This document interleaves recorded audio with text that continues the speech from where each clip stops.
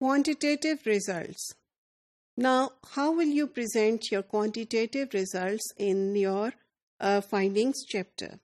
ہم اس کا سرسری طور پہ ذکر کرتے ہیں اور for more details you will refer to your notes. Now, there are different ways of presenting your quantitative results اور یہی چیز آپ کے qualitative اس میں بھی جاتی ہے کہ you can either organize the whole findings chapter according to the research questions اور اگر آپ نے ملٹیپل میتھڈس یوز کیے ہیں تو آپ ہر کوشچن کے نیچے ہر میتھڈ سے جو بھی آتا ہے فائنڈنگ نکلی ہے آپ کی وہ آپ ڈسکس کرتے ہیں. ایسا بھی ہو سکتا ہے. ایسا بھی ہو سکتا ہے کہ آپ جو ہیں وہ میتھڈس کے حساب سے جو میتھڈس آپ نے یوز کیے ہیں اس کے اندر آپ اس کے حساب سے سیکشنز بنائیں اور ان کی فائنڈنگز الگ الگ دیں. فار انسٹنس کوانٹیٹیو آپ نے دیا, کوالیٹیٹیو دیا, وہ سرویز ہو گئے, اس کے آپ نے ایک ہیڈنگ کے نیچے ساری فائنڈنگز دیں. Then you move on to the qualitative research اور انٹرویوز کی دیں. اس کے علاوہ جو ڈاکومنٹ انالائز آپ نے کیے ہیں پھر آپ اس کی وہ کریں. لیکن in any case it has to be refer to the research questions.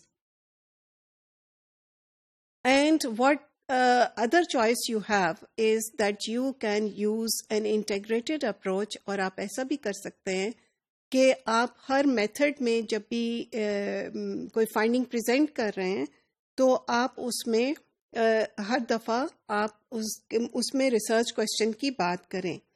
In any case, in any such cases you have to highlight the sections. You have to clearly indicate at the beginning of your research findings introduction کہ آپ کس طرح سے organise کر رہے ہیں. For instance آپ کے نوٹس میں یا میں بھی ہے اور آپ کو جو سجیسٹ کی گئی ہے کتاب یہاں پہ اسی ماڈیول سے ریلیٹڈ, اس کے اندر جو ریسرچر ہے وہ کوانٹیٹیو ریسرچ کو کے ریزلٹس اس طرح پریزنٹ کرتا ہے کہ پہلے وہ کوانٹیٹیو کے اندر بھی جو سیکشنز آ رہے ہیں فرق وہ اس کے جیسے اگر اس نے کلاس روم آبزرویشن کی ہے تو پہلے وہ پوری کلاس روم آبزرویشن کے ریزلٹس دیتا ہے. پھر اس کے بعد اگر اس نے سرویز کیے ہیں تو وہ سرویز کے ریزلٹس دیتا ہے. And then he or she moves on to the qualitative part of the study اور اس کے دیتا ہے. جب بھی آپ کریں اس طرح سے یہ خیال کریں کہ آپ کا کوئی نہ کوئی پارٹ ایسا ضرور ہوگا تھیسس میں اسی چیپٹر میں بلکہ جس میں آپ سارے ریزلٹس کو انٹیگریٹ کر کے براڈ تھیم ڈسکس کرو گے یا براڈ ریزلٹ ڈسکس کرو گے. اسی لیے بہت ضروری ہوتا ہے when we can not emphasize any less کہ you must remind the reader about the research question اور اس کی میتھڈالوجی. تو اگر آپ نے کلاس روم آبزرویشن کی بھی بات کی ہے, جو سیمپل آپ کو دیا گیا ہے آپ اس میں دیکھیں گے کہ اس میں بھی بار بار جو ریسرچر ہے بتاتا ہے کہ کلاس روم آبزرویشن کی یہ ٹیکنیک تھی اور اس کا پوائنٹ یہ تھا کہ ریسرچ کوشچن کے اس ایسپیکٹ کو کے بارے میں ایکسپلور کریں اور یہ اس کے ریزلٹس ہیں, اور اسی طرح بالکل آپ کریں گے.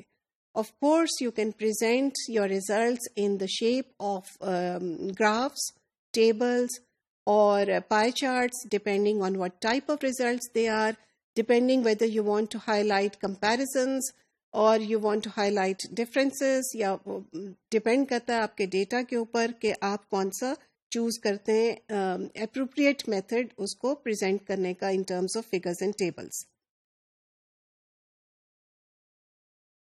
Please don't forget over here to refer to the tables and graphs. جب بھی آپ کوئی ٹیبل دیتے ہیں یا گراف دیتے ہیں تو آپ نے ہر صورت اس کو ڈسکس کرنا ہے اپنے ٹیکسٹ کے اندر. اب جب آپ اس کو ٹیکسٹ کے اندر ڈسکس کر رہے ہیں تو آپ ہر پرسنٹیج نہیں بتائیں گے. آپ you will only mention the most important numbers, the highest اور لوسٹ.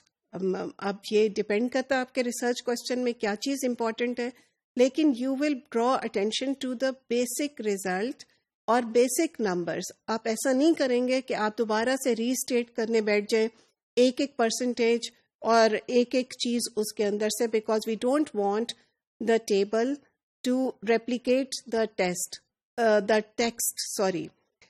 تو اسی طرح سے یہ ایگزامپلس ہیں. فار انسٹنس آپ پھر اس میں اس کو دیکھ کے ٹیبل کو یا گراف کو یو کین سے کہ something like self report strongly predict the studied behaviour یا دے نیگیٹیولی پریڈکٹ، اور اس کے اندر اپنے پرسنٹیجز اگر ٹیبل سے اٹھا کے دینی ہے تو آپ اس میں دے سکتے ہیں، لیکن you will discuss the broad results only.